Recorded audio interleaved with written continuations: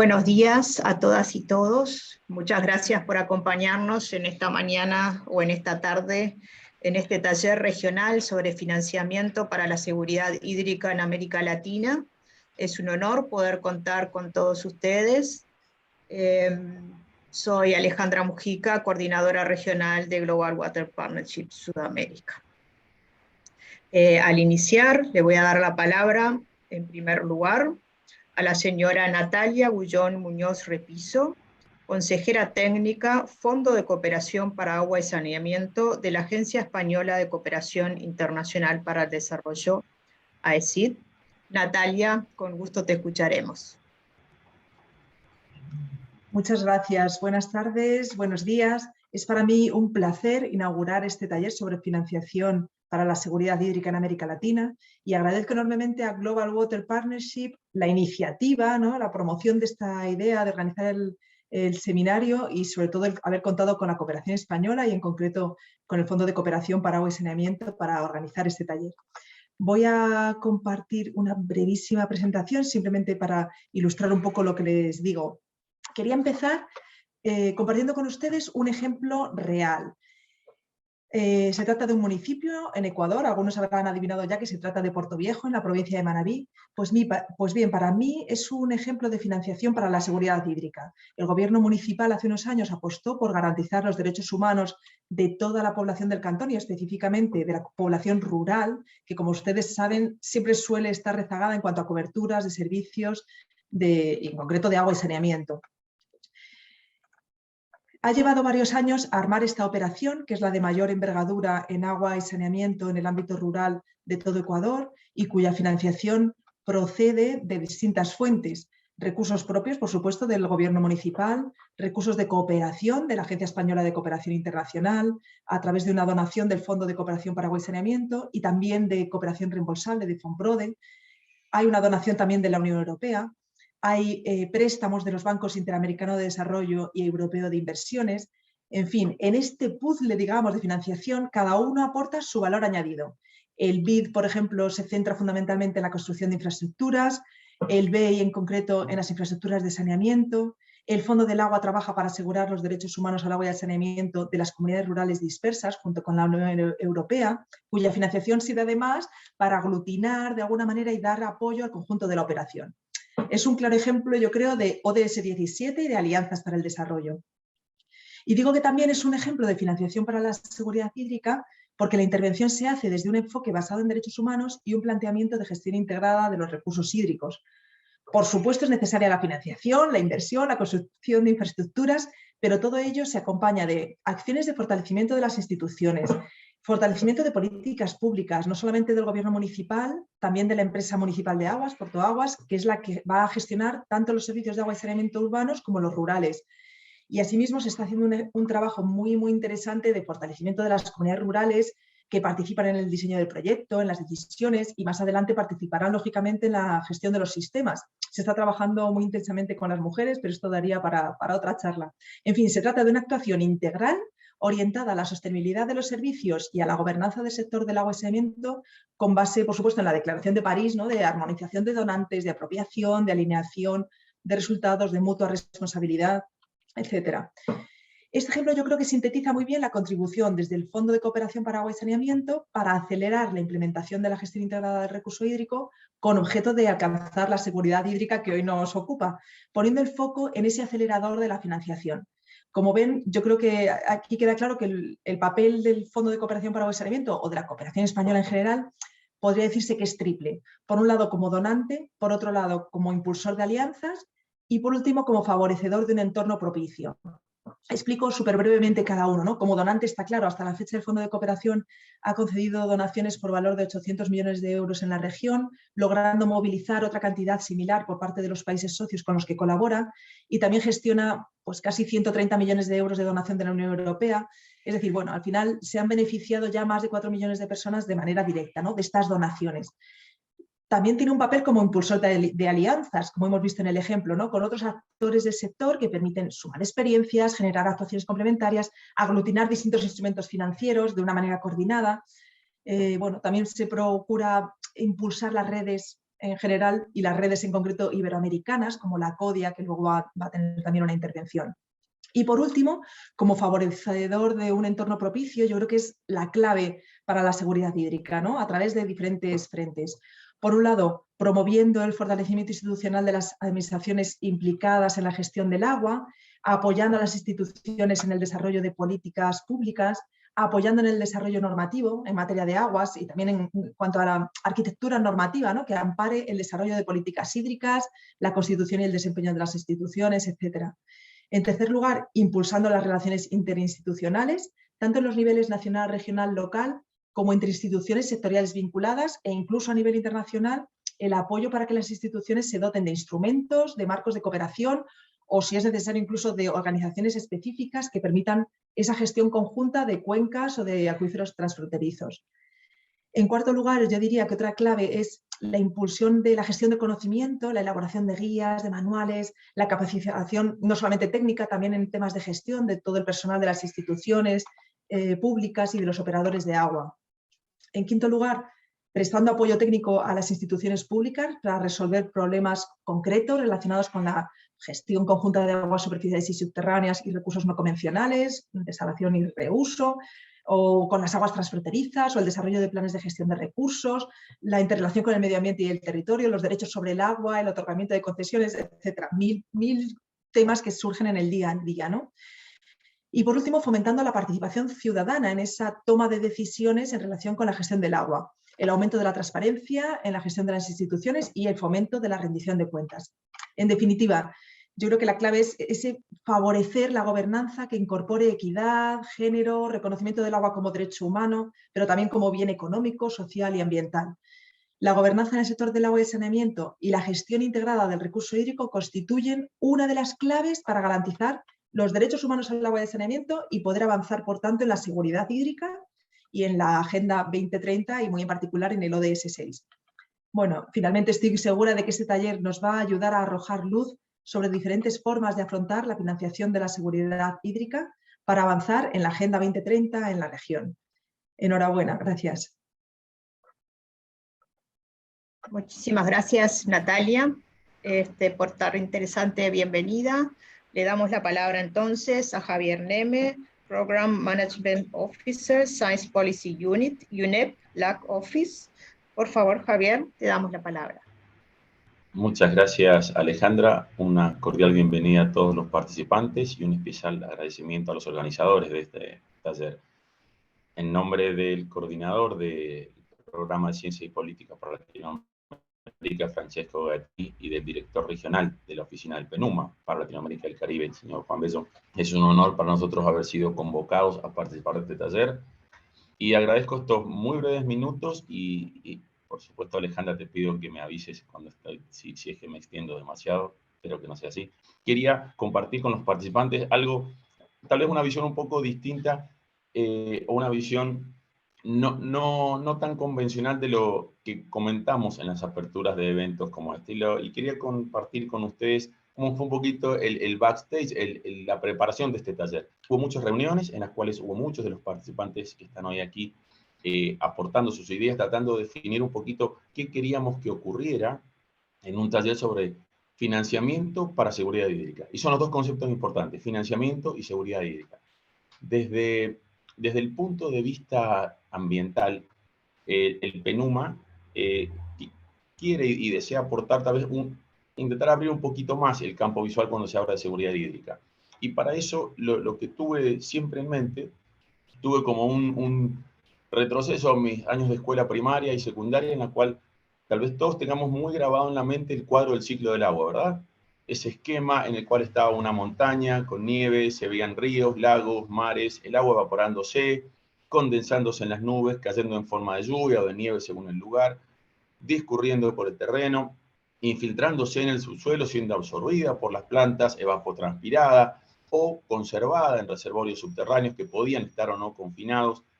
Ese esquema fundamental del agua, ese movimiento del agua le da una característica como recurso particular y tal vez única.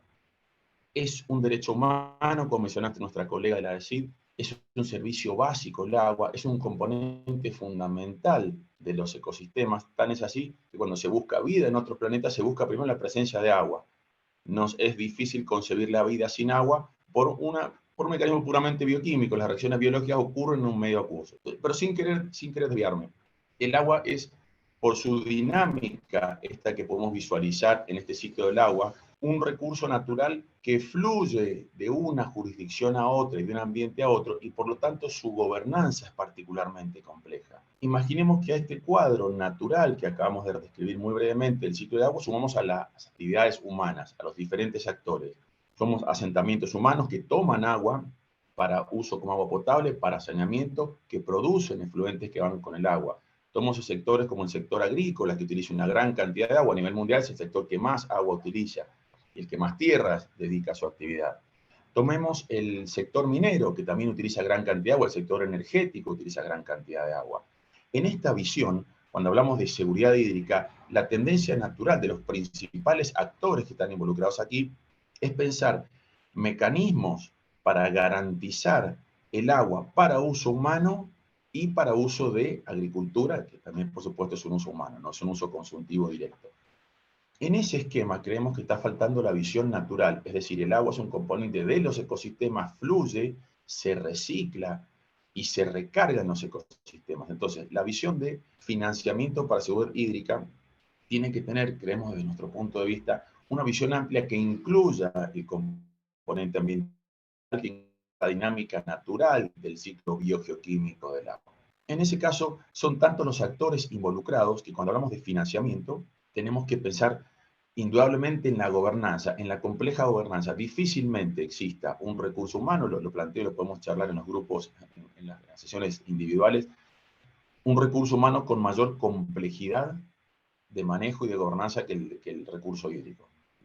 He repasado mentalmente todos los sectores y subsectores, no se me ocurre ningún otro que sea así. Entonces, estos desafíos que se plantean en esta gobernanza tan compleja, tan multiactoral y tan de diferentes escalas de gobiernos nacionales o inclusive cuencas transfronterizas, hasta gobiernos municipales a una escala de gobierno muy, muy pequeña y muy local, ofrece una oportunidad muy grande de hacer una mirada a si el financiamiento está siendo efectivo, está siendo eficaz, hacia dónde está siendo dirigido, y tiene que ir dirigido según el actor involucrado, o quien levanta la mano, quien lo solicita, si va dirigido a infraestructura, que es la clásica visión de los ministerios y agencias de obras públicas, si va dirigido a gobernanza, como ya dijimos, hay una serie de estudios que muestran que tal vez la oportunidad mayor de lograr un impacto grande con pocos recursos sea trabajar un trabajo muy interesante de la OCDE que puedo compartir con quienes estén interesados, que tal vez el impacto mayor se logre con escasos recursos trabajando en el tema de gobernanza y de articulación institucional del manejo del agua.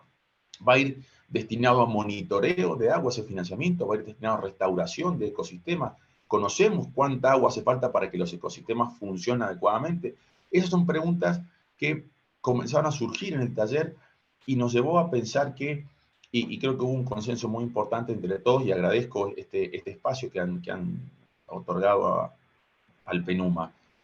Tal vez este taller no venga a cerrar muchas preguntas y a responderlas, sino a dejar algunas abiertas y a iniciar un camino de trabajo conjunto. Confiamos en que pueda ser así, nos entusiasma y agradezco nuevamente a los organizadores por esta oportunidad, por la apertura a tomar esto como el inicio de un camino de analizar hacia dónde se puede dirigir ese financiamiento, no solo hacia dónde se ha dirigido y qué impacto ha tenido, sino hacia dónde se puede dirigir los escasos recursos que hay disponibles para la enorme problemática que estamos abordando de todos los sectores sociales, económicos y por supuesto ambientales, y ver de qué manera podemos trabajar en lograr una mejor gobernanza del agua, un mejor manejo del agua que redunda en sostenimiento de los ecosistemas, que son la base claramente para la provisión de agua como servicio humano fundamental y como derecho humano.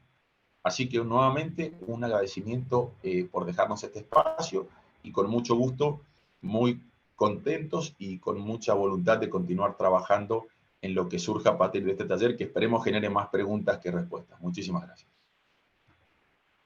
Muchísimas gracias, Javier. Estamos finalizando entonces este primer panel de bienvenida con estas visiones tan interesantes desde Natalia y desde Javier que son complementarias y que seguramente este taller dejará más preguntas abiertas que respuestas y seguiremos trabajando en ellas. Les voy a comentar un poco cuál es la agenda entonces que seguiremos en este taller.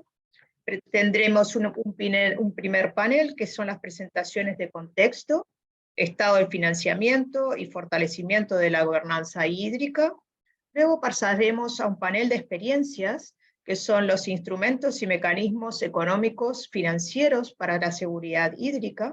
En este caso se presentarán dos estudios distintos, uno desde Lima. Luego pasaremos a un panel de discusión. En este panel de discusión tendremos como título Retos y oportunidades para incrementar la inversión para la seguridad hídrica. Tendremos allí 2 presentaciones.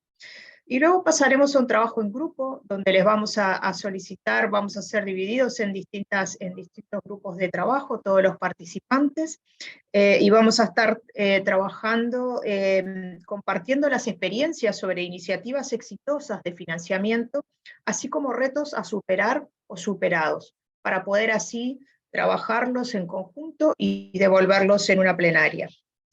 Por último, pasaremos a la introducción a la comunidad de práctica para la gestión integrada del recurso hídrico y luego tendremos entonces las conclusiones y cierre del taller sobre las 10 horas de algunos países, sobre las 13 horas de otras, y ya no recuerdo muy bien del lado de Europa. Así que en este momento pasamos entonces al segundo panel, que estaremos abriendo con lo que son las presentaciones de contexto. Le doy la palabra entonces a Colin Herron, especialista senior en gestión de los recursos hídricos de GWPO, que va a hablar a nombre del Programa de Apoyo para la Gestión Integrada de Recursos Hídricos del ODS 6. Muchas gracias, Colin, tienes 9 minutos.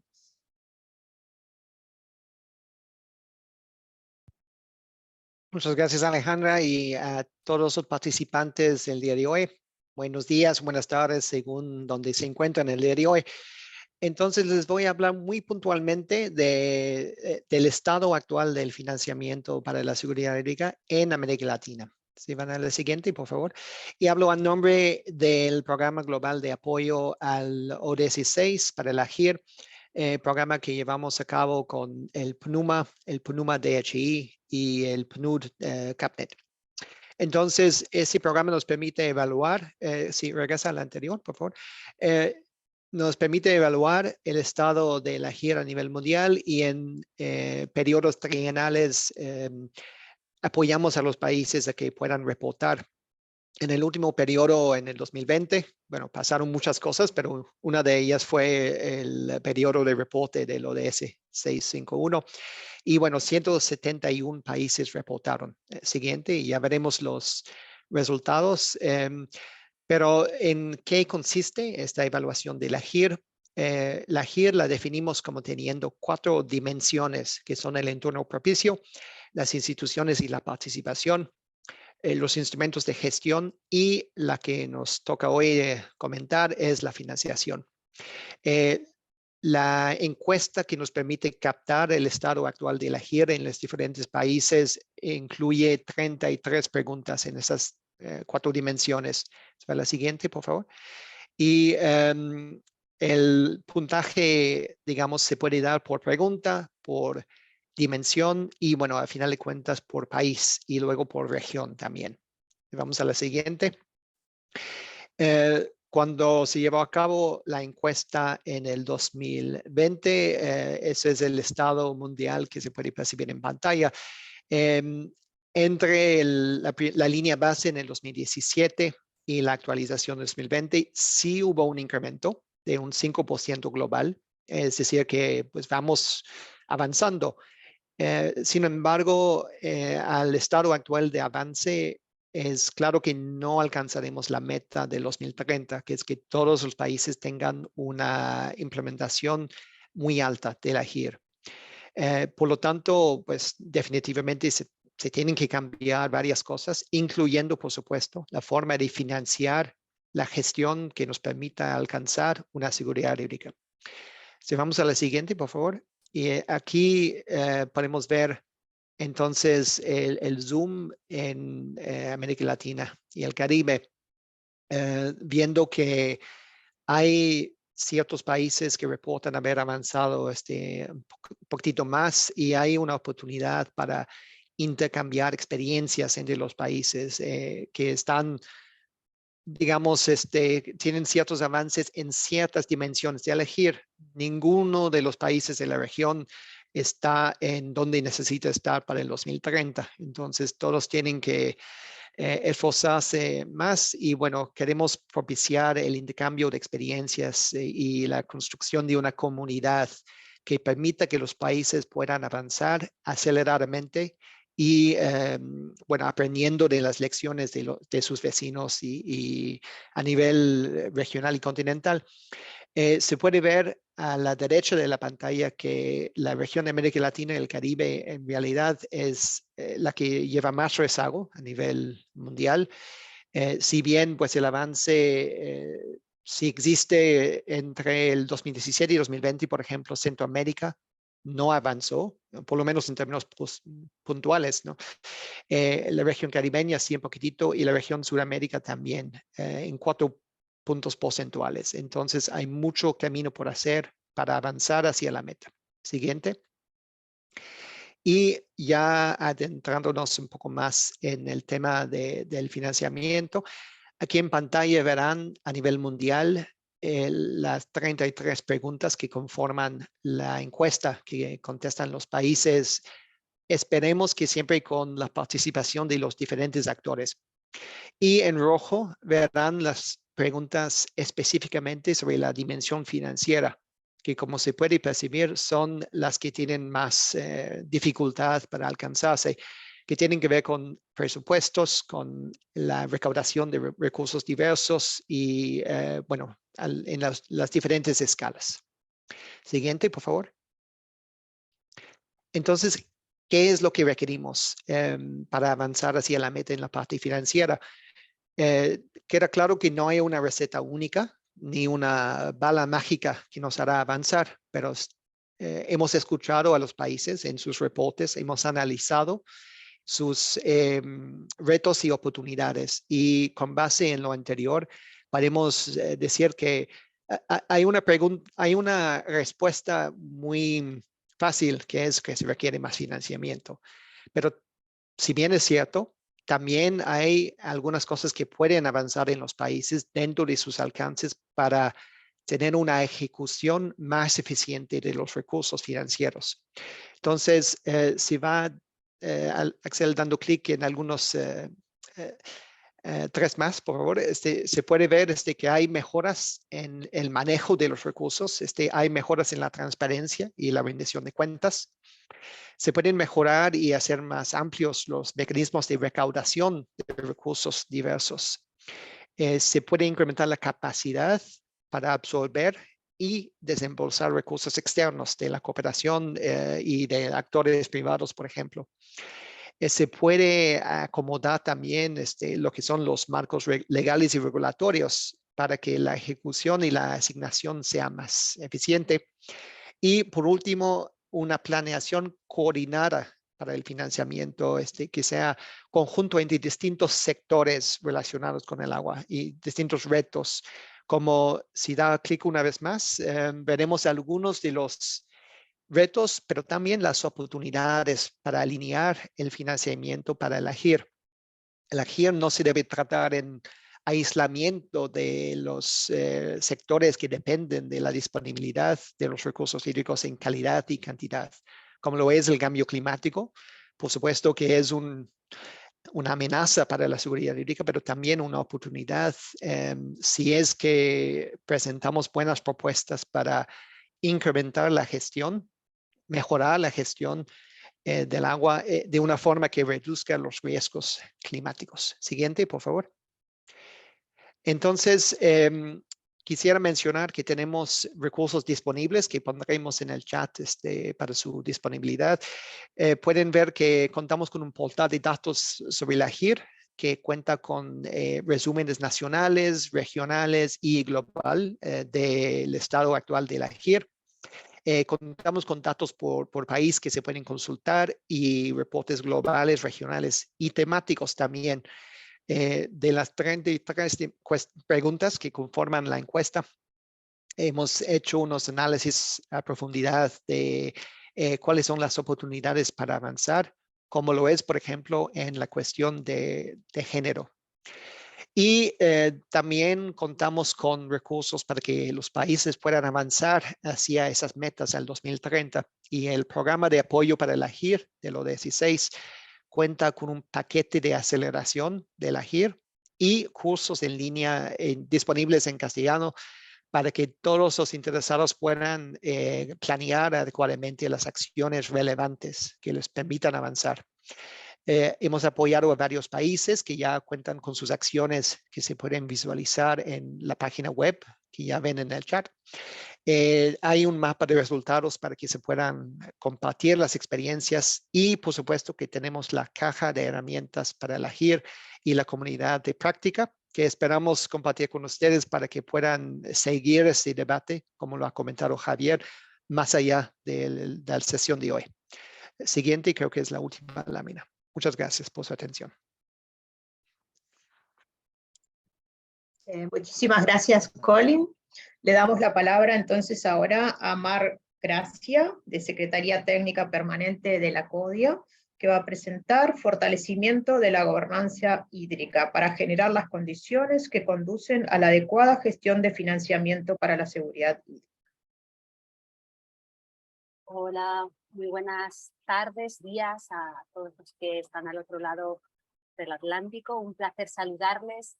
Y bueno, mi nombre es Mar Gracias, formo parte de la Secretaría Técnica Permanente de la CODIA y quería compartir con todos ustedes el trabajo que venimos desarrollando desde el año 2018 en esta red para fortalecer y avanzar en gobernanza hídrica, en seguridad hídrica y en última instancia lo que creemos que es digamos, casi la pieza angular que es el fortalecimiento de las políticas públicas de los países para que puedan seguir caminando en estos temas. Me voy a poner, aunque yo sé que va a estar la moderadora muy atenta, me voy a poner un tiempo de descuento para no pasarme. Y bueno, para empezar quería pedirles que me dejaran un minuto para ponerles un poco en contexto de lo que es la CODIA. La CODIA es una plataforma, es una red de la que forman parte los 22 países iberoamericanos y de ella forman parte los directores generales del agua de la región. De manera que, de alguna manera, la CODIA es una especie de interfaz entre la parte más técnica que pueda darse a la hora de trabajar cualquier tema en cuestión de recursos hídricos y la parte más política, la parte de toma de decisiones, ¿no? Tenemos aquí a los directores generales que de alguna manera hacen este enganche entre un lugar y otro. Creemos que es un lugar privilegiado, ¿no? Porque conseguimos poner lo técnico en la parte política y la política muchas veces nos la llevamos a la parte técnica y la aterrizamos en cuestiones que son del día a día. Decir que llevamos 20 años trabajando en la región, en realidad 22, porque empezamos en el 2001, y que este año se ha celebrado el aniversario de la CODIA, lo hicimos en la 23 CODIA en República Dominicana, así que estamos de cumpleaños. En realidad el cumpleaños fue hace un año, pero bueno, como la pandemia nos ha dilatado todos los eventos, pues lo hemos hecho este año. Dentro del programa de trabajo de la CODIA, por entrar ya en materia, tenemos dos líneas estratégicas fundamentales. Por una parte, tenemos una hoja de ruta de saneamiento y depuración, y por otra parte, tenemos un proyecto sobre análisis de políticas públicas a partir de los indicadores del ODS 6. En el primero de los casos, si bien también estaría relacionado con temas de seguridad hídrica, no es el objeto que nos ocupa hoy, pero bueno, sí decirles que estamos trabajando en cuestiones de planificación sectorial y de normativa. Voy a entrar en el tema de los indicadores del ODS 6 y bueno, de alguna manera este proyecto, este trabajo se inicia en el año 2018 en la 19 CODIA en el cual se vio que en este reporte que los países van haciendo de los indicadores para ver cómo van avanzando y se van consiguiendo las metas, bueno, pues había algunas dificultades y de alguna manera podíamos ver cómo analizando estos indicadores y cómo los países reportaban, podíamos extraer conclusiones, incluso recomendaciones que ayudaran a los países para fortalecer sus políticas en la región. De alguna manera, el inicio, como digo, fue la CODIA de 2018 y aquí hubo un primer trabajo en el cual se avanzó con una publicación que de una manera general tocó todos los indicadores del ODS 6 y los ligó con las políticas públicas de la región. Ahí, de alguna manera, sentamos un poco el inicio, ¿no?, de este trabajo. ¿Qué hacemos en este programa? Pues bueno, por un lado, hacemos un estudio en profundidad de cada una de las metas a través de los indicadores, siempre en el ámbito de la CODIA. En realidad no lo hacemos nosotras, aquí tenemos que agradecer mucho el trabajo que hacen los organismos custodios y cosas como la que ha presentado Colin anteriormente, de las cuales nos hacemos eco y son muy relevantes, ¿no?, para el trabajo que avanzamos. Vemos qué dificultades tienen los países y intentamos tener una visión de recomendaciones de mejora. Todos estos trabajos los compartimos en las reuniones anuales de la Conferencia de Directores Generales del Agua, de manera que todos los directores pueden poner sobre la mesa qué dificultades o de qué manera pueden avanzar o no, o lo contrario, ¿no?, de qué manera se ven frenados y no pueden continuar con el avance de las metas. En estas reuniones tenemos la suerte de contar siempre con agencias y organismos que nos acompañan en este trabajo, como son los organismos custodios, y por supuesto tener como el input de primera mano que son los países, ¿no?, que son quienes de alguna manera nos ponen con todo el trabajo que han hecho ahí en la conferencia. ¿Qué hemos hecho hasta ahora? Bueno, pues hasta ahora hemos trabajado con los dos primeros indicadores, que es el 651 y el 652. 651, gestión integrada de recursos hídricos, 652, aguas transfronterizas, ¿no?, por, digamos, un poquito de manera sintética. ¿Cómo hemos ido avanzando? Bueno, pues hemos ido avanzando primero presentando un primer screening, haciendo eventos en las propias conferencias, recabando la opinión de los países y finalmente, en última instancia, teniendo un producto final que se ha convertido en una publicación, en este caso copublicación con AECID, con los colegas de AECID, que está colgada en la página web de la CODIA y a la que ustedes pueden acceder. Esto lo hemos hecho, iniciamos con el 651 y posteriormente seguimos con el 652. ¿Qué vimos con el 651? Pues vimos que uno de los campos prioritarios de actuación, además de cuestiones tan importantes como las que hablaba Javier al principio, relacionadas con gobernanza y cuestiones normativas, tenía que ver, por supuesto, con implantar instrumentos económicos que fueran adecuados para garantizar la sostenibilidad de la actividad. Parece obvio, ¿no? Pero quizá muchas veces tener esto aquí así como un poco en el radar, ¿no?, nos ayuda a seguir avanzando. 652. ¿Qué hicimos con el 652? Pues con el 652, como ya teníamos la experiencia del 651, lo que hicimos fue articular un trabajo un poquito más exhaustivo, y si bien vimos que la financiación era uno de los ejes importantísimos a la hora de avanzar con la meta 6.5 a través del indicador 652, lo que vimos fue que necesitábamos aterrizar un poco más estas recomendaciones.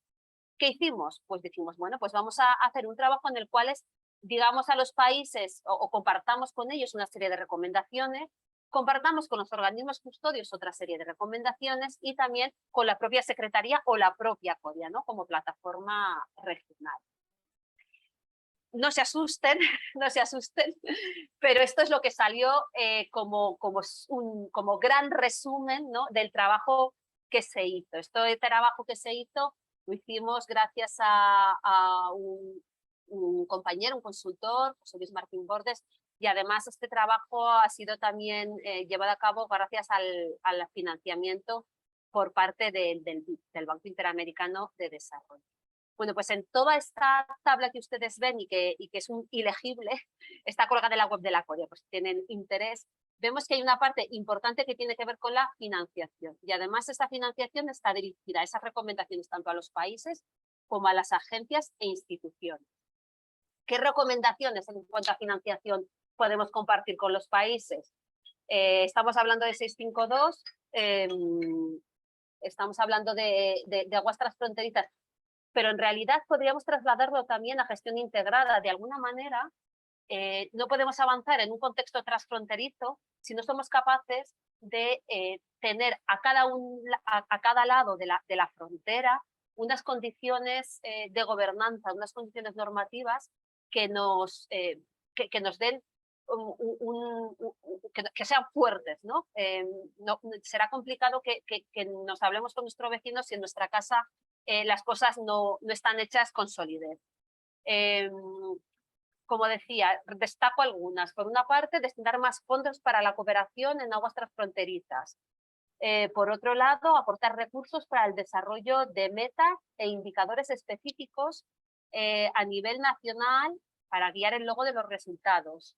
Financiar, por supuesto, el monitoreo. Esto es importantísimo.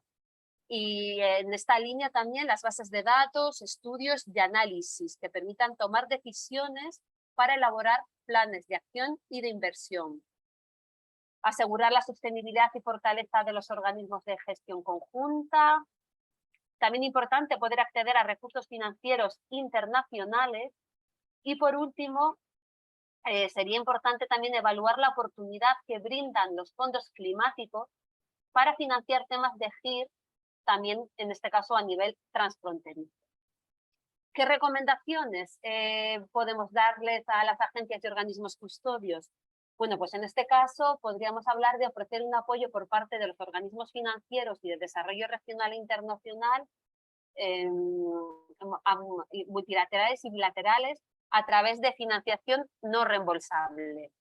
Y también fomentar la coherencia en la definición de objetivos y complementariedad de intervenciones para una mayor eficacia en el uso de recursos provenientes de distintas fuentes. En este caso vemos que la financiación es uno de los talones de Aquiles para seguir avanzando en la meta 6.5, bien sea tengamos en mente el indicador 6.5.1, bien sea tengamos en mente el indicador 6.5.2. En este sentido, todos los esfuerzos deberían ir dirigidos a establecer mecanismos, recursos y, por supuesto, cooperación con todos los organismos multilaterales para avanzar en esta línea. Las sinergias entre ambos indicadores son claras y evidentes. Si mejoramos la financiación de uno de ellos, se va a ver mejorada la financiación, o sea, se va a avanzar también en el otro de los indicadores. De manera que muchas veces sería un poquito como el juego este del dominó, ¿no? Que tiramos una pieza y las otras van cayendo. De alguna manera podemos tener una visión parecida a la hora de tener en cuenta cuestiones relacionadas con los dos indicadores. Y creo que me he pasado un pelín. Cualquier duda, tenéis ahí mis datos para cualquier cuestión. Un placer y muchísimas gracias por su atención a todos y todas. Muchísimas gracias, Mar. Ha sido súper clara la presentación. Estamos igualmente muy bien en el tiempo del taller, así que eso es muy bueno también. Pasamos entonces al siguiente panel del taller. En este panel de instrumentos y mecanismos económicos financieros para la seguridad hídrica en aplicación. Le vamos a dar la palabra como expositora, en primer lugar, a Mariela Sánchez, directora ejecutiva de Aquafond. Mariela, por favor. Muchas gracias, muy buenos días, muchas gracias por la invitación. Bueno, yo represento a Aquafond, el Fondo de Agua del INMI Callao, como un mecanismo financiero que contribuye a la seguridad hídrica. Y en ese sentido, quisiera hablar un poquito de lo que entendemos como seguridad hídrica. Entendemos como seguridad hídrica la capacidad para proteger el acceso sostenible al agua, que nos permita el sostenimiento de los medios de vida, el bienestar y el desarrollo socioeconómico. Por lo tanto, la seguridad hídrica impacta en el desarrollo económico, social y ambiental de todos los países, así como en el desempeño en los servicios de agua, los riesgos relacionados con esta y la gestión misma. Entonces, ¿por qué nos preocupa Lima? Nosotros trabajamos en Lima. ¿Por qué nos preocupa Lima como otras ciudades en el mundo? Pues bien, por favor, si me acompañan con esta, aquí está la lámina. Lima es una ciudad que congrega al 30% de su población a nivel nacional. Tiene una población de aproximadamente 10 millones de habitantes y es una zona costera que solo tiene el 1.8% del agua del país. Nuestros estudios, hemos elaborado algunos estudios de la mano de importantes instituciones académicas, y esto nos muestra que una caída de agua, una crisis hídrica de 30% puede llevar a condiciones de reducción también en los empleos, ¿no? 35.000 empleos puestos en riesgo que afectarían a más de 130.000 familias, sin contar, además, con que Lima genera más del 45% del Producto Bruto Interno, y este se vería afectado al menos en un punto porcentual. Siguiente, por favor. Ante este contexto, en Lima, no, perdón, hay otro. ¿Hay otro antes de esta lámina? No sé si la cargaron, pero bueno. En Perú se incluyó la retribución por servicios ecosistémicos en la tarifa de agua potable. Esta es una retribución mediante la cual los usuarios pagan un porcentaje de su tarifa para ser invertidos en proyectos de mecanismos de retribución por servicios ecosistémicos. ¿Qué significa? Significa que los que hacemos uso del agua somos los retribuyentes. Contribuimos, aquí está el gráfico, gracias. Contribuimos a través de la tarifa de agua con un porcentaje para que se puedan ejecutar proyectos en la parte alta de nuestra ciudad, proyectos que beneficien a nuestros contribuyentes, que son los que cuidan el agua por nosotros, los que nosotros llamamos cariñosamente nuestros guardianes del agua, a través de acciones positivas, conservación, recuperación y uso sostenible. Ahora bien, la siguiente. ¿Por qué Acuafondo es un mecanismo financiero? ¿Por qué entendemos? Es la que teníamos antes. Esa, gracias. ¿Por qué Acuafondo es un mecanismo financiero? Acuafondo es un mecanismo financiero porque nosotros nos encargamos de obtener, generar, movilizar y también transferir recursos económicos en favor del desarrollo de proyectos de infraestructura natural que contribuyan con la seguridad hídrica y con la sostenibilidad de nuestros ecosistemas. Estamos constituidos por 11 socios del sector privado, la sociedad civil, la academia, con un fuerte componente científico que nos permite medir el impacto de nuestras intervenciones. Todo esto, además, procurando usar de forma eficiente los recursos, que, como ya lo comentó Javier en la introducción, son absolutamente escasos. Y actuamos, además, con un fuerte, somos un fuerte articulador. Actuamos con un rol articulador entre el Estado, la academia, la sociedad civil y otros actores que, si bien no accedemos a fondos directamente, es decir, a los fondos de los que les hablaba anteriormente, estos fondos de la tarifa, no accedemos como fondo de agua. Sin embargo, somos eficientes gestores de los recursos del sector privado y desarrollamos proyectos que se convierten en proyectos demostrativos para el Estado. El Estado toma la experiencia de Acuafondo, del Fondo de Agua de Lima, para escalar con aquellos fondos que le permite esta tarifa, este porcentaje de la tarifa de agua que recauda. Esto significa que en realidad podría haber cierta sostenibilidad, se podría decir que el financiamiento estaría garantizado para este tipo de intervenciones, además de la mano con los proyectos demostrativos o los resultados de estos proyectos demostrativos, para continuar desarrollando, para continuar aportando a la sostenibilidad de proyectos de infraestructura verde. Además, considerando de que esta tarifa no es solo en Lima, sino que es una tarifa que el Estado ha determinado para todo el país, y son más de 49 entidades prestadoras de servicios que podrían acceder a este recurso y hacer uso de él para ejecutar este tipo de proyectos. Ahora, ¿qué hemos hecho? ¿Cuáles son nuestros principales logros? ¿Cómo sumamos resultados y contribuimos de esta forma? En lo que va de nuestro alcance, hemos ejecutado ya 45 proyectos demostrativos que han podido beneficiar a 3.4 millones de pobladores. Venimos conservando más de 2.000 hectáreas y tenemos un aporte con esto de 7.8 millones de metros cúbicos de agua al año, debido a que nuestros proyectos son proyectos sobre todo de siembra de agua. Tenemos un proyecto muy rico y muy importante que es el de amunas, recuperación de amunas, que es una especie de canales ancestrales que nos permiten sembrar agua, y con ello garantizamos de alguna forma la sostenibilidad del recurso para nuestra ciudad.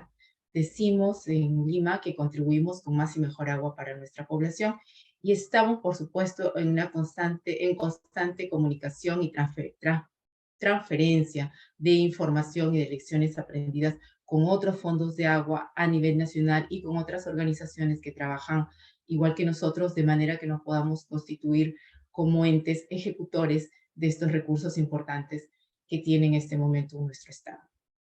Muchas gracias. Muchísimas gracias, Mariela, por tu presentación tan clara. Pasamos entonces ahora a darle la palabra a José Miguel Celedón, director de agua del MINAE, que nos va a hablar de la aplicación del canon de aprovechamiento de agua como instrumento para fortalecer la gobernanza e inversión en la seguridad hídrica en Costa Rica. José Miguel, por favor. Muchas gracias, buenos días para unos, buenas tardes para otros. Muchas gracias por tomar en cuenta esta experiencia de Costa Rica para presentar en estos 6 minutos. Voy a tratar de concentrarme en lo que nos pidieron. Básicamente es la presentación del canon de aprovechamiento de aguas, que es un canon como instrumento económico para el cobro por el aprovechamiento de recursos hídricos. Se hace a través de la asignación de un derecho de agua que otorga el Ministerio de Ambiente y Energía a través de nuestra Dirección de Aguas. Básicamente quiero resaltar, y de una forma que me lo piden, el proceso, que fue un proceso de construcción de años. Bueno, voy a tratar en esta presentación de hacer un resumen de más de 3-4 años de proceso, más 18 años de implementación. Todo comienza con un acompañamiento y una orden del ministro de turno, pero que pasa por un hito, que es la construcción de un documento técnico de soporte de propuesta de valor del canon, que al final y al cabo es la construcción base que nos sirve para comenzar ese proceso de larga, pero con un acompañamiento del ministro, y que vamos a ver que fue muy importante el acompañamiento político que debe darse a este tipo de creación de instrumentos. Hubo una acción de inconsideración intermedio, porque estábamos trabajando 2 cánones, uno por el aprovechamiento, que es el que estoy presentando, y otro por vertidos, que sufrió una acción de inconsideración y que una coyunturalmente, de alguna forma, nos sirvió para validar este otro canon de aprovechamiento, porque la acción de inconsideración que presentada por una Cámara fue declarada sin lugar, dándole todo el espacio jurídico al Ministerio de Ambiente y Energía de que podía establecer estos cánones vía decreto ejecutivo por ser un bien demanial. De tal forma, bajo un proceso liderado, como decía, por parte del señor ministro, pero con un acompañamiento técnico permanente de la Dirección de Aguas, se crea una comisión de asesores donde nos reunimos todos los lunes, puntualmente, bien temprano, a retroalimentar, a crear opciones. De alguna forma, ahí participó uno que fue expresidente de la República, don Alfio Piva. De alguna forma, fue un valor agregado a este proceso que comienza con una negociación a finales de 2013 con cada uno de los sectores, para que ese proceso después de 2003, 2004, 2005 se cierre en agosto, como un hito también desde el punto de vista del ministro, que hay que cerrar el proceso y levantar lo que era el decreto que se promulga en el 2006 para que se comience en agosto del 2006 a su implementación. Estamos hablando de ya de 18 años de implementación. Básicamente el proceso de negociación y de compartir y de participación fue con todos los sectores que se acercaron, con todos los sectores que se consideraron vulnerables a este cambio de canon. Antes era un canon muy administrativo, es un canon que está en la Ley de Aguas del 42, de una ley de hace 80 años, que se potencializa con otras interpretaciones jurídicas y para efectos de negociación. Entonces hubo de alguna forma algunos sectores que les preocupaba, otros que más bien se sentaron a buscar cómo potencializarlo, y de alguna forma estuvo la Cámara de Industrias con un aporte muy positivo y una medición posterior que hicieron ellos de impacto positivo en los procesos.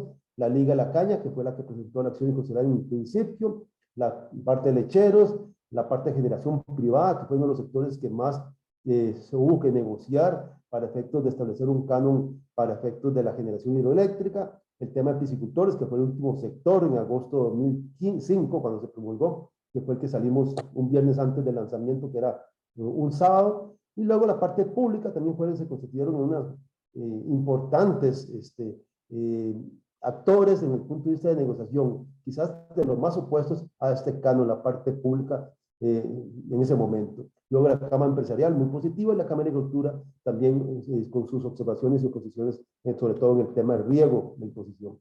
Básicamente, este canon se constituye por decreto ejecutivo del Ministerio de Ambiente y Energía con el señor Presidente de la República como instrumento para la regulación del aprovechamiento de administración de aguas, como primer fin. No solo era recoger plata, sino crear un instrumento, un valor económico que se incorpore en la fórmula para efectos de ahorrar y maximizar el aprovechamiento del recurso hídrico con un valor que lo permitiera, que lo motivara, que lo promoviera. Pero además la generación de recursos económicos para financiar de largo plazo la gestión sostenible de recursos en Costa Rica. Y eso es lo que buscaba. Del 100% del canon, hoy día tenemos que la Dirección de Aguas gestiona y gasta e invierte el 45%. Básicamente lo invertimos, lo que yo llamo el agua detrás de tubo, todo lo que es la protección, todo el tema de monitoreo de calidad, de cantidad, aguas subterráneas, superficiales, el tema de mapeo de acuíferos, el tema de estudios, etcétera, todo lo que es el tema de gestión hídrica para darle esa seguridad hídrica del agua en la cuenca. Luego está el 25% para el Fondo Nacional de Financiamiento Forestal, que es todo el pago de servicios ambientales, con toda la experiencia que tiene Costa Rica en eso, lo incluimos. Un componente de pagos ambientales por recurso hídrico, por agua. Tenemos con ellos mapas acordados de dónde el agua, dónde la protección. Es importante invertir el canon para efectos de regular el régimen hídrico. Y también un 25% para el Sistema Nacional de Áreas de Conservación, que básicamente es trasladarle recursos para reconocer la inversión que ya hace el Estado o que ha hecho el Estado en la protección de más del 27% del territorio. De eso nada más seleccionamos la parte que protege el recurso hídrico y de alguna forma la retribución. Y aquí se invierte en proyectos sobre todo de protección del recurso hídrico. Y un 5% a una comisión de cuenca que está en la parte caribe del país, que fue por una ley que hubo, que transfirieron por ley un 5% para esa cuenca, y de alguna forma ya ahora se convierte como actor parte de esta inversión del 100% del canon. Básicamente el canon, si usted ven ahí, son valores muy pequeños por metro cúbico, ¿verdad? Son concesiones, no son servicio público, sino derechos de agua, ¿verdad? Que se otorgan por un caudal y por un periodo autorizado de uso, y por eso ocurre un volumen. Estamos hablando en promedio, en Aguas Subterráneas, hoy día se cobra 26 céntimos de dólar, es muy pequeño. Aguas Subterráneas se cobra un poquito más, 36 céntimos de dólar americano, pero de alguna forma aquí hay dos cosas intrínsecas importantes. En primer lugar, se cambió de un valor de 0,000 al 2006 a un valor de 26 y 36. O sea, porcentualmente fue un aumento importante. Está diferenciado con los diferentes usos, porque vimos que cada uso tiene su vulnerabilidad de mercado, su vulnerabilidad, su impacto diferente, y también se diferenció que el tema de agua subterránea debe ser un recurso más caro por su complejidad, no solo de estudio y mantenerlo, sino también el tema de incerteza y de investigación que hay que hacer. Esto es la inversión que se ha hecho, o estos son los recursos que se han recogido y que se ha tratado de invertir. Los primeros 6 años fue parte del proceso de implementación gradual, empezando con un 10% hasta alcanzar el 100% del valor. Esta tabla que está a la izquierda es un valor nada más referencial 2006. Obviamente se ha actualizado con el índice de inflación del Banco Central de Costa Rica. Al final, para el 2023, o este año, estamos ya llegando a los 10.6 millones de dólares, que para nosotros no es poca plata para invertir. Nosotros somos una dirección totalmente autofinanciada, no recibimos recursos de impuestos de Hacienda. Sin embargo, si tenemos el problemita que estamos entre la regla fiscal, los cuales nos están impidiendo invertir el 100% de los recursos, y es una lucha y un reto y una oportunidad para el país que estamos haciendo con Hacienda para que nos deje autorizar gastar estos 10 millones de dólares, estos 11 millones de dólares que para el 2023 tenemos proyectados su ingreso y que ha sido históricamente incremental y estable. En pandemia lo medimos, nunca se cayó, la gente siempre pagó por este recurso hídrico, al contrario, se mantuvo a niveles de las proyecciones que hacíamos, de tal forma que ni siquiera la parte de la pandemia de esos 2 años afectó el pago. Hay una conciencia de pago de los usuarios sobre este canon. Tenemos una estrategia y una rendición de cuentas que creo que en esto es vital, tanto así que llevamos un proceso de construcción conjunta con todos los sectores de negociación, pero también de alguna forma hace falta esa devolución de la información, y entonces hemos hecho esa entrega de inversión a los 10 años, en 2012, ya estamos preparando para hacer otra devolución de inversión, de qué se invierte, de transparencia, y también tenemos una estrategia conjunta entre los que invertimos para efectos de invertir acumuladamente, de tal forma no invertir en lo mismo, sino en acuerdos, también con temas de gobernanza y ajuste de temas también de política pública, y de la transparencia que ya les hablaba, y de alianza, porque también este recurso ha permitido ponerlo en contra parte de proyectos, entonces potencializamos la inversión en el tema de cuencas, poniendo parte de esos recursos como una contraparte para recursos internacionales o recursos también públicos de otras instituciones. Básicamente, y para ir cerrando, pediré un poco los logros y lecciones aprendidas. Yo creo, más que decirlas, yo ir citando lo que la CEPAL México evaluó del canon, donde yo resalto, y creo que así fue, el acompañamiento político desde el arranque del ministro que ordenó, que dispuso, bajo ese sustento técnico y acompañamiento, fue exitoso y condujo a que se fuera un fuerte respaldo político y vencer de alguna forma esas resistencias que hubo en su momento, y de alguna forma permitió, como decía el ministro en su momento, establecer un valor mucho mayor porcentualmente al que teníamos, y habría espacio más adelante para aumentarlo si nosotros demostrábamos que realmente era un recurso que se podía invertir y dar esta seguridad hídrica a todos, y retribuir de alguna forma los recursos en esa inversión y agua para todo el desarrollo y para todos. Igualmente, se habla de el tema de un resultado aplaudible por el proceso de negociación, que de alguna forma creo que ahí es donde está el éxito, nos adquirieron mucha legitimación. Recuerdo que cuando se cambió el gobierno, porque el gobierno que lo estableció no lo implementó, sino le quedó el siguiente, se acercaron algunos sectores a querer abrir otra vez la negociación. Con base en ese proceso robusto de negociación y de participación, se cerraron las puertas, no se abrieron para más, sino que al contrario, es lo que le presentaba un aumento de los ingresos y una sostenibilidad de este canon que ya tiene estos años de implementación. Y los montos finales, como decimos, son bajitos quizás para algunos, pero son los valores que de alguna forma permitieron ese avance del país en este canon con ese proceso de negociación, y es producto de esos trabajos con los usuarios. Y donde la sociedad de alguna forma se convirtió como aliado con esa participación, no solo en el tema del canon como tal, sino en su diseño, porque tiene una serie de particularidades que aquí no presento, pero tiene una serie de particularidades donde se ven inmersos los sectores, las diferencias, el tema de aguas superficiales, etcétera, y también algunos reconocimientos que se establecen en la misma norma para efectos de que quien invierte se le pueda reconocer por parte del canon esa inversión también, siempre y cuando vaya con los fines del canon y lo que establece la política pública. Y por último, creo que lo resume muy bien el exdirector de la Universidad Nacional cuando evaluó esto, donde decía que era una innovación. Esto lo hizo en el 2005, cuando estaba a punto de lanzarse, ¿verdad? De alguna forma lo establece como una innovación de política ambiental, no es un tema financiero per se, sino es un instrumento económico, que era potencializar un canon que viene de una ley del 42 y que debe ser entendido como una inversión y no como un gasto. Y creo que hay sectores de la parte privada que así lo han entendido, como el sector industrial, que ha evaluado sus procesos ex post del canon, donde ha promovido cierta eficiencia en sus procesos. Y, como también lo dice, es un seguro a futuro de largo plazo, y eso es, si hablamos de seguridad hídrica, si hablamos de inversión, si hablamos de todo lo que están planteando los compañeros antes, de que hay que invertir, sin plata no se puede invertir, y esto nos está permitiendo en Costa Rica invertir en lo que le decía, pagos de servicios ambientales, protección del recurso hídrico, monitoreo, mapeo de acuíferos, estudios, y de alguna forma podría permitir más si logramos romper ese límite presupuestario que nos está ahorita ahogando, porque tenemos más ingresos de los que pretenden gastar. Y bueno, también se fortaleció el pago de ambientales con toda una experiencia que existe en Costa Rica, pero se creó la parte, el componente de protección del recurso hídrico con pagos ambientales. Y finalmente, uno podría resumir que es invertir en la materia prima como es el agua para dar esa seguridad hídrica. Espero haber cumplido con los tiempos. Muchas gracias y aquí quedo para cualquier pregunta. Muchas gracias. Muchísimas gracias, José Miguel. Hay algunas preguntas en el chat que Mariela también las está respondiendo. Les agradezco también a los panelistas si pueden ir respondiendo en el chat.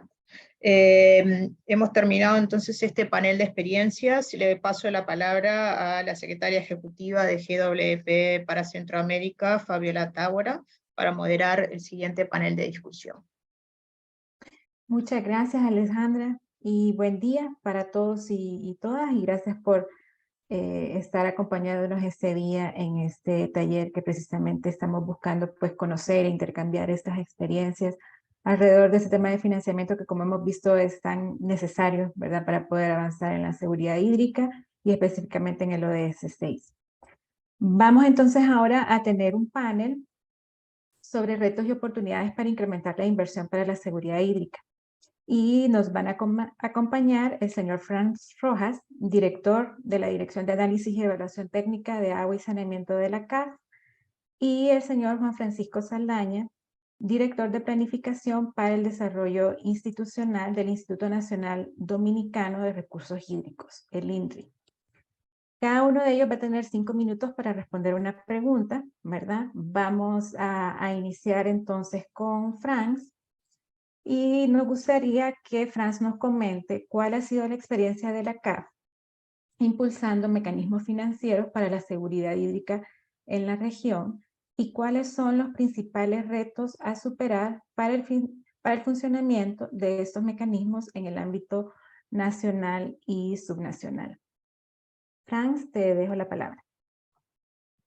Muchas gracias, Fabiola, por la invitación. Se me escucha bien, ¿verdad? Perfecto. Escuchamos bien.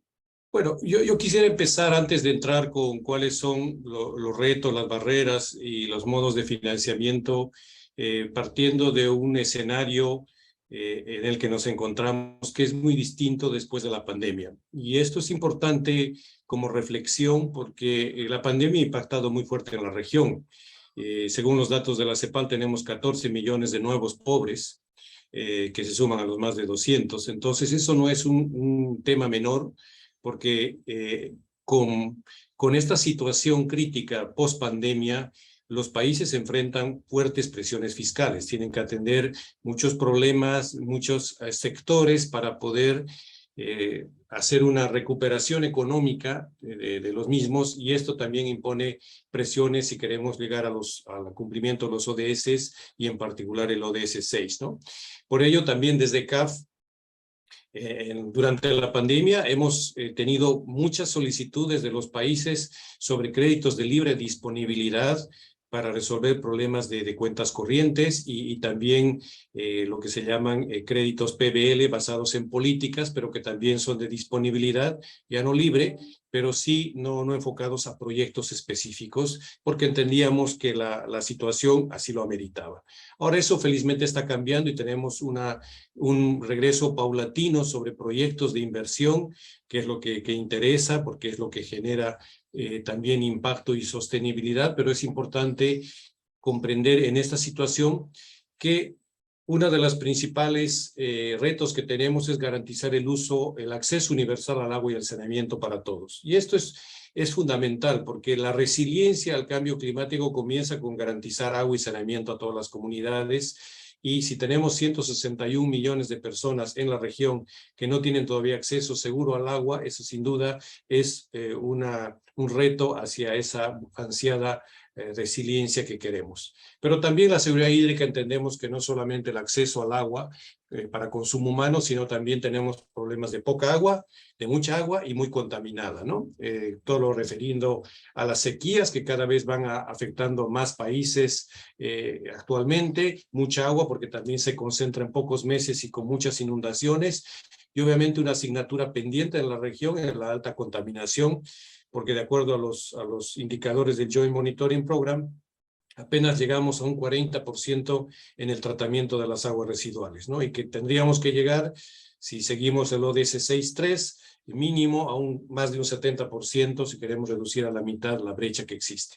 Por lo tanto, nuestros retos, ¿cuáles son? Garantizar acceso seguro al agua, avanzar en el saneamiento, mejorar la eficiencia en el uso del agua, y esto no solamente en agua potable, en riego y en otros sectores, promover la gestión de sequías y control de inundaciones como parte de un tema importante en los países asociado a la gestión de desastres, y ante todo esto tenemos que seguir un criterio de innovación, pero la innovación no solamente debe ser tecnológica, debe ser social, ambiental y de financiamiento también. Nos encontramos con varias barreras. Barreras técnicas, por temas de tiempo no voy a profundizar, barreras regulatorias, barreras financieras, por supuesto, también de conocimiento y, por supuesto, de gobernanza, que ese es un tema muy importante en la región y que ameritaría otra participación para hablar de todos los temas de gobernanza. Entrando ya de lleno, porque me quedan poco más de 2 minutos para el financiamiento, diría que desde CAF y en general las multilaterales hemos seguido apoyando con créditos concesionales con garantía soberana. Tenemos, por ejemplo, proyectos importantes en Argentina con el control de inundaciones en la cuenca del río Luján.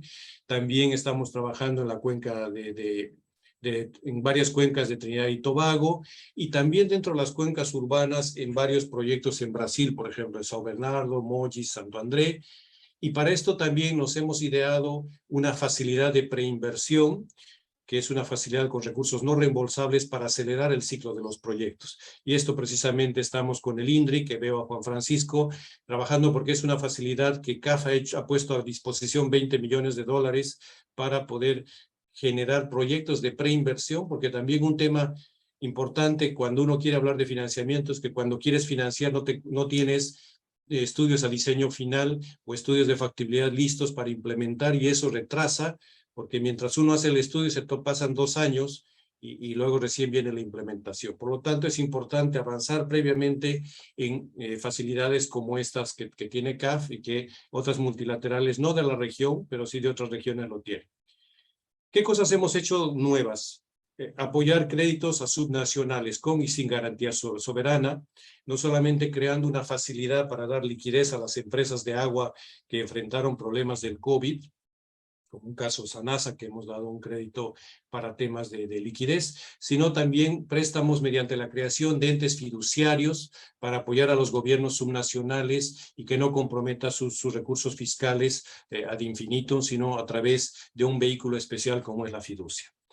También tenemos obviamente alianzas con fondos climáticos, tenemos algunos créditos con el Green Climate Fund, que eso permite tener un blend interesante porque permite abaratar tasas, dado que el fondo climático ofrece en algunos casos subsidios y mezclas de créditos concesionales que pueden abaratar en el blend la oferta que nosotros podamos hacer a los países. Y también somos ente ejecutor del GEF y del Adaptation Fund, con varios proyectos muy importantes que venimos apoyando, por ejemplo, en la cuenca del Río de la Plata, en el acuífero Guaraní, en el río binacional Uruguay, en temas que es el diseño o la selección de proyectos priorizados para su posterior implementación.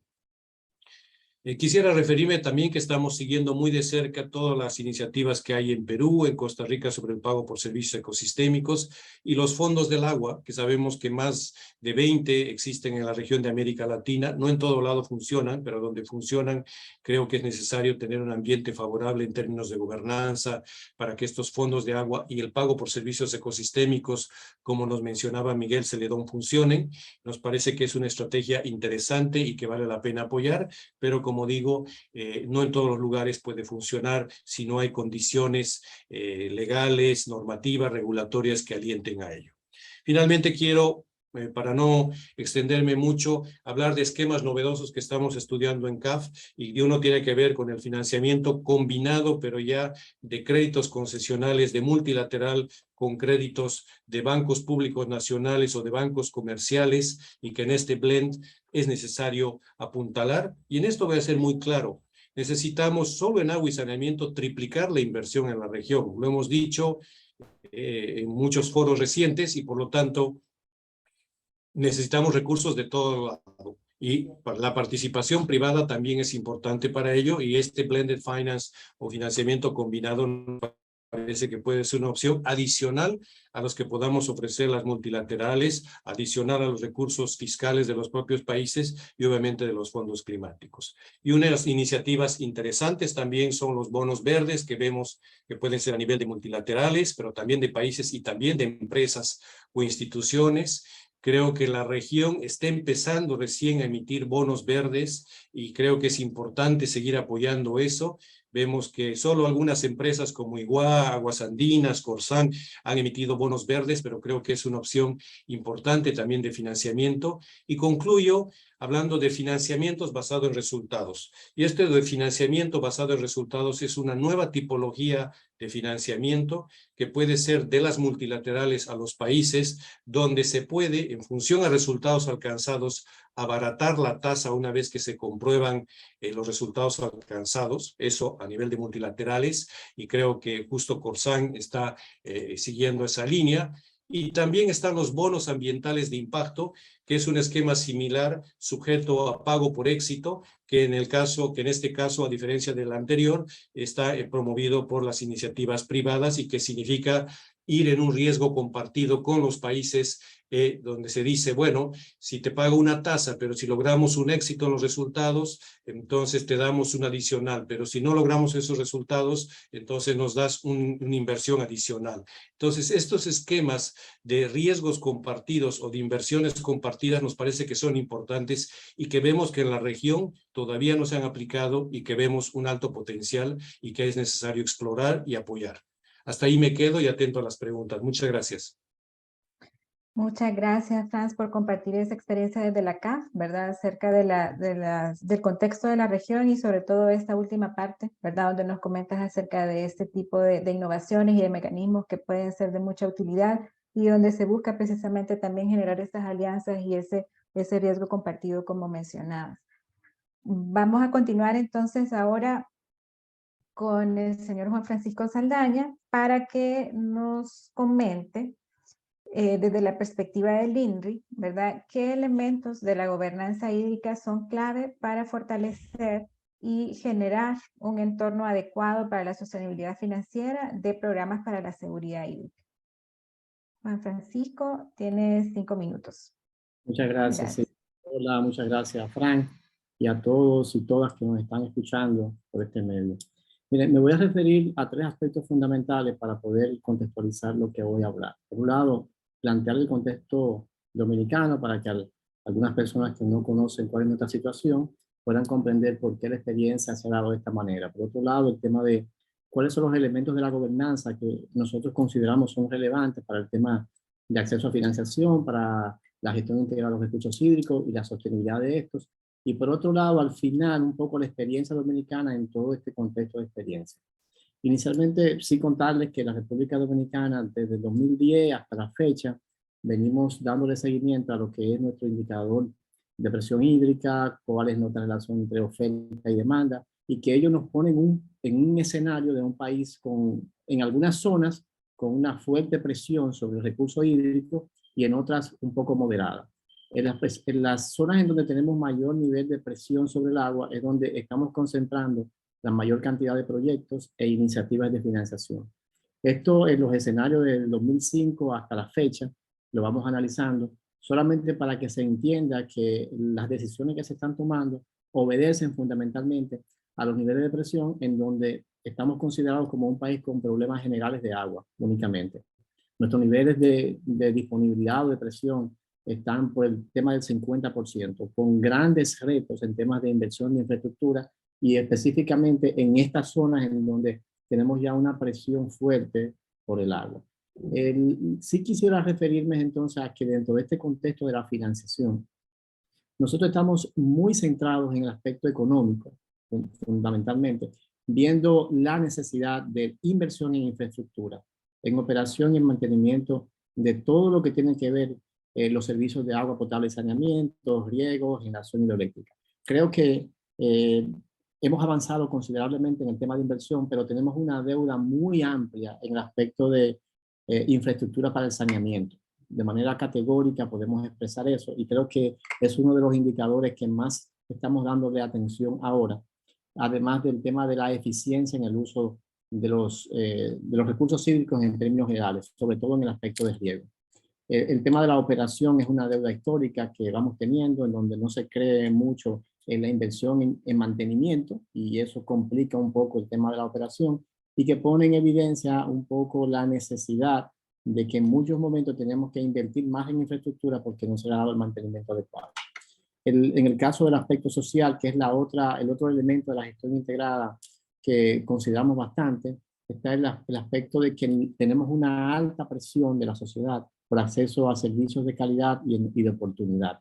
En gran parte de estos servicios, la continuidad no es la más adecuada, y el tema de la calidad en términos de presión en algunos puntos, de eficiencia de los sistemas, compromete un poco nuestra visión.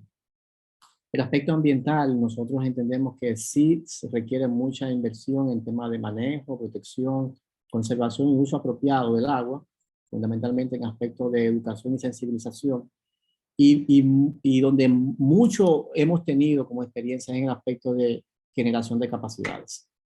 A nivel ya final, dentro de estos elementos, quisiéramos referirnos al aspecto político propiamente, dando un poco la experiencia de la República Dominicana a través del Gabinete de Coordinación del Sector Agua, que fundamentalmente busca articular todas las acciones en materia de agua que se puedan tener. Eso es un poco abierto, diciendo que la planificación hidrológica es básicamente la respuesta a poder hacer coincidir todos estos elementos, tanto el social, el ambiental, como el ecológico y el político. En ese contexto, ya contándole un poco lo nuestro, y ya con la misma presión del tiempo que mencionaba Frank ahorita, lo que nos ha permitido a nosotros poder alcanzar muchas de nuestras metas en estos temas es las relaciones que tenemos con los organismos de financiación. Además de que haya una relación bilateral adecuada, hay una relación de técnicos que nos conocemos, que compartimos, que nos identificamos con esto, y nuestro tiempo de respuestas a estos requerimientos. Eso nos ha apoyado bastante en tener buena financiación para muchos proyectos. Por otro lado está el aspecto de las capacidades técnicas institucionales, que cuando tenemos que hablar de alguno de los proyectos, cuando tenemos que hablar de mecanismos de financiación, los entes de financiación encuentran un equipo técnico que tiene capacidad de responder a estos requerimientos, y eso no solamente con el caso del INDI, sino con el gobierno dominicano. Estamos comprometidos también con dar soluciones a los planteamientos que se hacen, y esto facilita en gran parte el que el ente de financiación pueda avanzar en este proceso de financiación. El aspecto fundamental sobre esto es que hay una política clara de financiación, o sea, el gobierno dominicano ha puesto en marcha un plan que define claramente la necesidad del apoyo financiero externo para poder financiar todos estos requerimientos que tenemos. Está muy definido cuál es la ambición que tenemos en temas de agua potable, saneamiento, servicios de riego, servicios de generación hidroeléctrica y otros servicios ecosistémicos para garantizar el agua. Aquí nosotros también, la experiencia que hemos tenido es en dirigiendo la financiación a aspectos de la cooperación en donde como gobierno no podemos hacerlo. O sea, hay áreas de gobierno que no tenemos los recursos para hacerlo inmediatamente, y creo que Fran citaba específicamente uno de ellos, y es el disponer de recursos financieros para los estudios de prefactibilidad del proyecto y para esos estudios de investigación. O sea, ese componente se nos resulta muy difícil como país tenerlo. Entonces, con la financiación hemos logrado tener proyectos que puedan ser posteriormente financiables, dado que hemos conseguido este tipo de recursos. En el caso puntual de esto también vienen los intercambios de experiencia. Casi todos nuestros proyectos buscan fortalecer nuestras capacidades, ya sea en contextos externos, buscando capacidades de financiación para facilidades de los técnicos, de las instituciones, para facilidades también de contacto con la población, etc.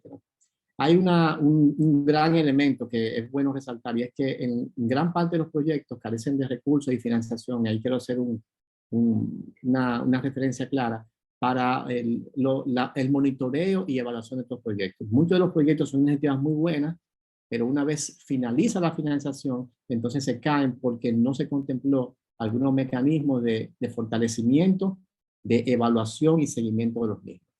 Quisiera referirme entonces, por último, ya a los tiempos de ejecución de las iniciativas.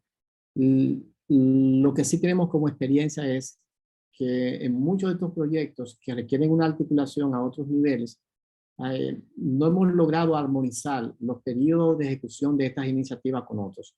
Puedo poner de manera categórica el Plan Hidrológico Nacional, que es un financiamiento que tenemos con la cooperación española, en donde define claramente la actualización de nuestro Plan Hidrológico Nacional y posteriormente, en una fase segunda, un plan de cuenca. Y nosotros hemos conseguido financiación para la cooperación, con la cooperación española para el Plan Hidrológico Nacional, pero hemos conseguido con el BID para el plan en una cuenca y estamos con el Banco Mundial para otra cuenca. Ya, por ejemplo, con el BID finalizamos uno de estos planes, con el Banco Mundial estamos por iniciar otro, pero no hemos terminado el Plan Hidrológico Nacional. Entonces, esa imposibilidad de a veces tú articular todos estos planes o todos estos proyectos también impactan significativamente. Hay iniciativas desde este punto de vista que nos han permitido también posicionarnos bien y son las relaciones que tenemos con organismos de todas las fuentes de financiación. Tenemos tanto cooperación no reembolsable como reembolsable, pero Juan, cada una de ellas aporta. disculpas, si podemos ir cerrando. ¿Es cuánto? En 30 segundos. Ya finalicé, ya he finalizado con esto. Ah, ok. Bueno, muchas gracias y disculpas, pero ustedes saben que el tiempo siempre es una limitante en ese tipo de encuentros. Lo interesante es que tenemos mucho que conversar, ¿verdad? Entonces podemos continuar la conversación y realizar otros encuentros como este. En realidad agradecerles mucho a Francia y Juan Francisco por compartir y por responder estas preguntas, ¿verdad? Interesante conocer iniciativas que existen en República Dominicana como el Gabinete de Coordinación del Agua, ¿verdad? Que es un esfuerzo también de coordinación a nivel interno del país y que esto facilita, como también Juan Francisco mencionaba, la coordinación a nivel interinstitucional, el uso más eficiente de los recursos y establecer también políticas claras, ¿verdad?, hacia cuáles son las prioridades en términos de financiamiento, y esto definitivamente ayuda también a estos esfuerzos de gestionar recursos con otras entidades de financiamiento. Y vemos aquí cómo entonces el entorno propicio, la gobernanza, tener estos instrumentos, esta claridad ayuda también a estos esfuerzos de gestión financiera. Y bueno, y por el lado de la CAF igual, ¿verdad? Veo, Franz, que hubieron varias consultas en el chat alrededor de, pues, que están interesados en saber qué países atiende la CAF, ¿verdad? Cuáles son las prioridades de la CAF en estos temas. Y también había una pregunta relacionada a estas inversiones combinadas, ¿verdad? Así que creo que hay espacio para continuar discutiendo, pero también sabemos que hay entidades, que hay distintos esfuerzos en la región que están acompañando a los países en sus esfuerzos por avanzar en inversiones relacionadas a la seguridad hídrica, ¿verdad? Y como, por ejemplo, este apoyo que la CAF tiene en términos de preinversión, que generalmente es un área que los países siempre necesitan apoyo, ¿verdad? Y que muchas, como Franz mencionaba, muchas entidades no tienen este tipo de apoyo, sino que es más para ya la inversión, cuando ya se tienen estos estudios de inversión y cómo esto puede ser de utilidad para seguir avanzando. Así que, bueno, muchas gracias. Entonces, podemos seguir conversando a través del chat. Muchas gracias a Franz nuevamente y muchas gracias a Juan Francisco por su participación en este panel. Y ahora le dejo la palabra a mi colega Carlos Martínez para continuar con la agenda. Sí, muchísimas gracias, Fabiola. Vamos a dar 4 lineamientos para el trabajo de grupo. Y vamos a dividir a la audiencia en 4 grupos de trabajo de manera aleatoria. Tendremos 20 minutos para discutir, o sea, para compartir en realidad lo que son experiencias sobre iniciativas exitosas de financiamiento, retos a superar o retos superados, ¿verdad? Interesantes de compartir en torno a la sostenibilidad financiera. Vamos a tener un moderador de cada una de las instituciones GWP, PENUMA, CODIA, AESI, moderando para que la discusión sea activa, ¿verdad? En términos de estos aportes. Habrá personal de GWP tomando notas de los resultados, ¿verdad?, de grupos, y estas van a estar siendo proyectadas tipo post-its en la pantalla para que lo podamos ver todos.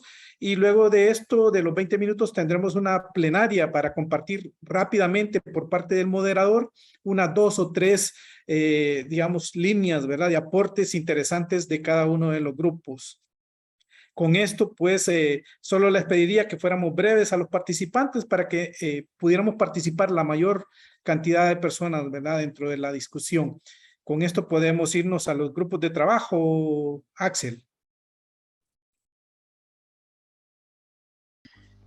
Bueno, el tiempo de discusión, de aportes terminó, ¿verdad? Los 20 minutos ahora quedó registrado en cada una de las pizarras electrónicas los aportes. Vamos a escuchar por parte de los moderadores, ¿verdad? Unas 2, 3 ideas importantes de las notas que se tomaron, ¿verdad? Axel nos va a ayudar a proyectarlas para compartirlas. Nos vamos a ir en el orden de los grupos, ¿verdad? El primer grupo, por favor, Axel, si pudieras proyectarlas. Bueno, voy a iniciar yo entonces, que está facilitando el primer grupo con la ayuda de Verónica. Bueno, algunas de las experiencias exitosas tienen que ver, por ejemplo, con fondos de agua, ¿verdad? Como alianzas público-privadas, generar mecanismos también de crédito, ¿verdad? Que estén dirigidos a organizaciones más pequeñas como juntas de agua, gobiernos locales. Se mencionó el ejemplo de Azure, que está trabajando en Honduras y El Salvador. También elementos que tienen que ver con incorporar en los marcos legales el hecho de que las empresas prestadores o los prestadores de agua potable y saneamiento puedan invertir en temas de cuencas. Y bueno, y algunos retos que tienen que ver con aspectos tecnológicos, tener financiamiento para gobiernos locales o grupos comunitarios, capacidades a nivel de los prestadores también de servicios en trabajar en proyectos orientados más integrales, ¿verdad? Orientados a la gestión de cuencas. Y bueno, y otros que van a quedar para más adelante, y el tema de preinversión, ¿verdad? Que muchas veces pues no se tienen los recursos para esta preinversión que se requiere precisamente para gestionar préstamos y otro tipo de apoyo. Así que muchas gracias al grupo y eso sería por mi parte. Gracias, Fabiola. En el grupo número 2, Javier. Muchas gracias, Carlos. Primero aclarar a los participantes que estaban muy activos y con muchos deseos de aportar que la salida automática no la decidimos nosotros. Estaba Berta haciendo una narración muy interesante de una cuenca transfronteriza y lamentablemente el sistema nos trajo de vuelta aquí, así que pido disculpas a quienes no pudieron participar todavía y a Berta, que la tuvimos que interrumpir sobre el final de su intervención. Pero nos concentramos, tal vez con un poco de optimismo de tiempo, en los casos de éxito, y ha habido de varios países y a varios niveles. Están aquí, no vamos a entrar en detalle para no extendernos, pero creo que hay una lectura transversal que podemos hacer, y es cómo con diferentes instrumentos económicos y a diferentes escalas se puede trabajar, y es muy alentador que se tenga presente en los destinos de los fondos que se recaudan por cánones de agua o por algún tipo de otro instrumento que genera y que compila fondos para seguridad hídrica, que se tenga en cuenta, como mencioné al principio, la naturaleza del ciclo del agua en la biosfera. Entonces, hay muchos proyectos destinados a la aseguración de esos servicios, de esos mecanismos naturales, procesos que aseguran el agua. Tenemos el caso de México, de una ONG que recauda fondos a nivel nacional, pero después implementan a escala local, y eso es muy bueno porque las necesidades, cuando son a escala pequeña local de las comunidades, quienes mejor las conocen son los actores locales, justamente. El Salvador nos contó una primicia de un nuevo canon que está entrando en vigencia y que es uno de los casos líderes en Centroamérica. Costa Rica nos comentaba otro.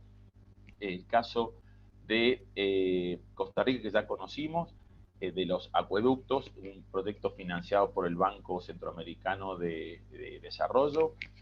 Tenemos el caso, un caso provincial en República Dominicana de una empresa de generación de energía eléctrica que destina parte de su recaudación, de la venta de su servicio, a diferentes proyectos a nivel comunitario, como puede ser riego, como puede ser protección del agua, la conservación de las cuencas, que es su fuente de recursos, y el apoyo, por supuesto, al desarrollo social. Perú, algo similar que ya mencionamos, y en definitiva, parece funcionar cuando el instrumento es transparente, efectivo, no representa una carga para el usuario muy alta, la generación de fondos que permiten implementar proyectos que aseguran el ciclo y la continuidad de los procesos naturales. Muchísimas gracias, Javier. Vamos a pasar al grupo 3 con Virginia. Y le recuerdo, ¿verdad? Tratemos de usar esos 2 minutitos no necesitamos ir, sobre todo podemos seleccionar un par o 3 de ellas, ¿verdad? Para el tiempo. Adelante, tienes, creo, el micrófono Virginia, apagado. estás en silencio. Sí. Ya lo he visto. Bueno, en este grupo la verdad que también han sido muy activos y como se puede ver en la pizarra con las notas.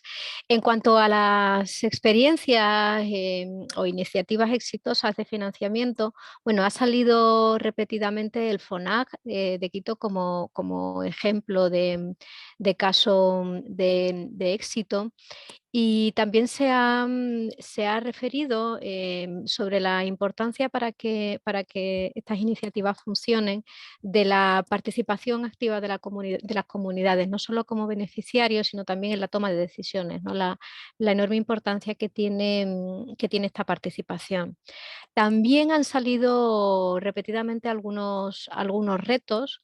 Uno de los primeros es la burocracia, cómo a veces el exceso de tramitación y de burocracia dificulta los procesos, encarece, ¿no? Sobre todo ahora en un contexto de alta inflación, encarece los proyectos y bueno, pues es un problema, es todo un reto a superar, ¿no? También en cuanto a fondos de agua, pues sí que se ha hablado de la buena calidad que tienen en cuanto a su facilidad de adaptación, pero la necesidad de que además sean sostenibles, y independientemente del caso de Quito. Pero la necesidad de trabajar en esta sostenibilidad, ¿no? También se ha hablado sobre la necesidad de evitar que se produzcan sobreposición de proyectos, que se puedan dar este tipo de solapes. Y por supuesto también ha salido la necesidad de armonizar información, sobre todo en el caso de la gestión transfronteriza. Y bueno, no me extiendo más, no sé si he consumido los 2 minutos. Muy bien. Muchísimas gracias. Vamos a pasar con el grupo 4, María Ángeles Ramos, por favor. Y le recordamos sus 2 minutitos y el micrófono lo tiene apagado. Yo creo que ya me oyen, ¿no? Bueno, pues digamos que aunque se han tratado varios temas, como ustedes pueden ver, pero el nexo común se ha hablado de la voluntad política, la importancia de la voluntad política, pero se ha destacado una cosa muy importante que sí me gustaría comentarles a ustedes, que es esa voluntad política tiene que actuar a su nivel, pero también tener esa influencia sobre los otros niveles inferiores, más locales, incluso familiares, que se ha llegado a hablar incluso del tema de microfinanciamientos para abastecimiento y saneamiento, llevándose a cabo este tipo de actuaciones ya directamente con las familias, pero un poco también amparados por esa voluntad política, ese paraguas de voluntad política mayor.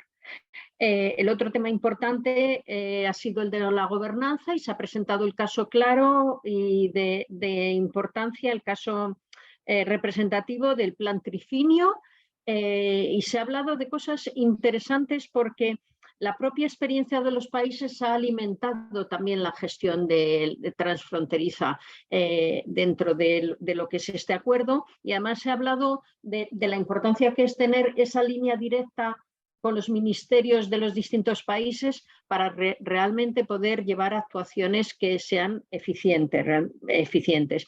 Por último, y ya como nexo común ha sido el tema de los servicios ecosistémicos, se ha planteado la experiencia exitosa de Perú, una empresa de agua potable en la que un porcentaje de la tarifa es para servicios ecosistémicos.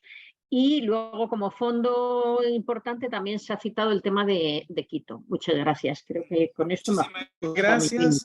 Y gracias a todos, ¿verdad? Por sus grandes aportes. Serán retomados cuando estemos trabajando ya en la ayuda a memoria del evento. Vamos a pasar ahora con nuestra colega Sandra Brulman, que es la asociada del programa de apoyo para la GIR, ¿verdad? Del ODS 6. Este está centrado en la oficina de GWP en Suecia, ¿verdad? El tema que nos va a compartir es la comunidad de práctica para la gestión integrada del recurso hídrico. Adelante, Sandra. Muchas gracias, Carlos. Buenas tardes. Es Estocolmo, es un gusto saludarles. Les voy a compartir alguna información sobre nuestra comunidad de práctica de la GIR del ODS 6. Bueno, siguiente, por favor. Ese evento forma parte de un viaje de aprendizaje más largo sobre el tema de financiamiento innovador para la seguridad hídrica a través de un enfoque de GIR que llevamos a cabo desde junio. Y este viaje de aprendizaje forma parte de nuestra comunidad de práctica. ¿Qué hemos hecho en este viaje de aprendizaje? Bueno, ofrecemos espacios de discusiones en línea, donde los miembros de la comunidad pueden compartir experiencias, recursos y mejores prácticas. También hemos organizado una serie de talleres virtuales, incluyendo este evento, y las grabaciones y presentaciones de todos los eventos son disponibles en la comunidad de práctica, también de este evento. También tienen la oportunidad de aprender más sobre el tema en blogs de expertos seleccionados y pueden relacionarse con colegas y expertos de otros países y regiones sobre el tema. Siguiente, por favor. Pero bueno, el financiamiento es solo uno de los temas que pueden abordarse en esta comunidad y queremos crear un espacio abierto para que puedan intercambiar y aprender no solo sobre ese tema, sino también sobre otros temas que son relevantes para ustedes, que tienen un enfoque a la GIR.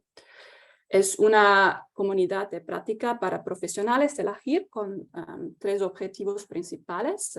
Primeramente, compartir y aprender de las experiencias, conocimientos y noticias sobre los retos, oportunidades e innovaciones de la implementación de la GIR, desde el nivel local hasta el global. También fomentar la asociación y la creación de las relaciones entre los miembros de la comunidad y activar oportunidades de aprendizaje y orientación a través de actividades como este evento y el viaje de aprendizaje. Siguiente, por favor. Bueno, ¿cómo puede unirse a la comunidad de práctica? Se trata de un proceso de 2 pasos. En primer lugar, tienen que crear un perfil en la caja de herramientas de GWP. Y una vez que se hayan registrado, podrán explorar las diferentes comunidades y solicitar la adhesión a nuestra comunidad de práctica. Y los 2 enlaces para acceder a la caja de herramienta y también para acceder a la comunidad de práctica están publicados en el chat. Y una vez que sean miembros de la comunidad, pueden explorar una amplia variedad de herramientas y opciones de participación. Siguiente, por favor. Por ejemplo, pueden publicar los próximos eventos que puedan ser interesantes para la comunidad, compartir documentos, participar en debates sobre el tema y también en la comunidad, y eso es muy importante para ustedes que hablan español, pueden elegir su idioma preferido para que puedan publicar y leer en su idioma preferido, como en español o en cualquier otro idioma que prefieran, ya que todo el contenido se traducirá automáticamente. Y dicho eso, esperamos que muchos de ustedes se unan a la comunidad y también hemos creado un espacio de discusión dedicado a este evento, donde se puede continuar el intercambio de hoy. Y de nuevo este enlace también le ponemos en el chat. Y bueno, con eso estamos llegando al fin de este evento en línea de hoy y cedo la palabra a mi colega Colin Herón. Gracias. Bueno, pues muchas gracias, Sandra, y muchas gracias a todos ustedes. En el evento de hoy, en algún momento fuimos 135 personas. Tengo que decir que ustedes, los 89 que siguen en línea, tienen mis respetos porque ha sido 2 horas muy ricas, muy con un intercambio de información, bueno, que la verdad tardaremos días en desglosar toda esta información y, bueno, pues daremos seguimiento con un resumen que les mandaremos en fechas próximas. Pues las perspectivas muy valiosas que hemos escuchado darán insumo a este viaje de aprendizaje que ha comentado Sandra sobre el tema. Y bueno, ese viaje de aprendizaje lo cerraremos con un documento resumen que, bueno, será de carácter internacional y bueno, eso servirá para apoyar a los países y los diferentes actores en contestar a esta pregunta clave de cómo, pues, cómo hacer para que el financiamiento alcance para los retos múltiples que tenemos con respecto a la seguridad hídrica. Si fuera a resumir todas esas experiencias, la verdad me tardaría mucho más de los, bueno, pocos minutos que me quedan, pero en forma muy sucinta, quería resaltar que no hay una receta única. Sí hay muchas experiencias positivas que algunas hemos escuchado aquí hoy. Algunas más esperemos que las puedan compartir en la comunidad de práctica en el link que ya pusimos en el chat. Y como lo comentó Franz en su momento, pues existen mecanismos diversos como los bonos verdes, las tarifas, los cánones, los fondos de agua, etcétera. Y mezclando estas diferentes fuentes financieras con la colaboración entre sectores público-privado, sociedad civil y académica y la cooperación internacional, por supuesto, pues podemos conseguir un mayor financiamiento y un financiamiento más eficiente. Para lograr este fin, creo que hay una palabra clave que escuchamos, yo conté unas 10 veces en este webinar, que era la gobernanza. La gobernanza entre sectores, entre niveles y, bueno, es la otra cara de la moneda del financiamiento. Entonces, lo último que ustedes quieren después de 2 horas es que yo les retengo más tiempo. Entonces, les agradezco a todos los que hayan estado en línea para esas 2 horas.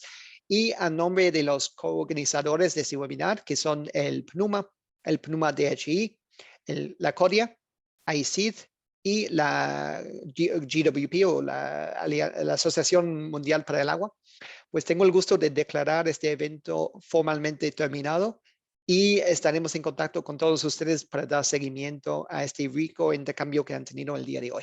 Muchas gracias.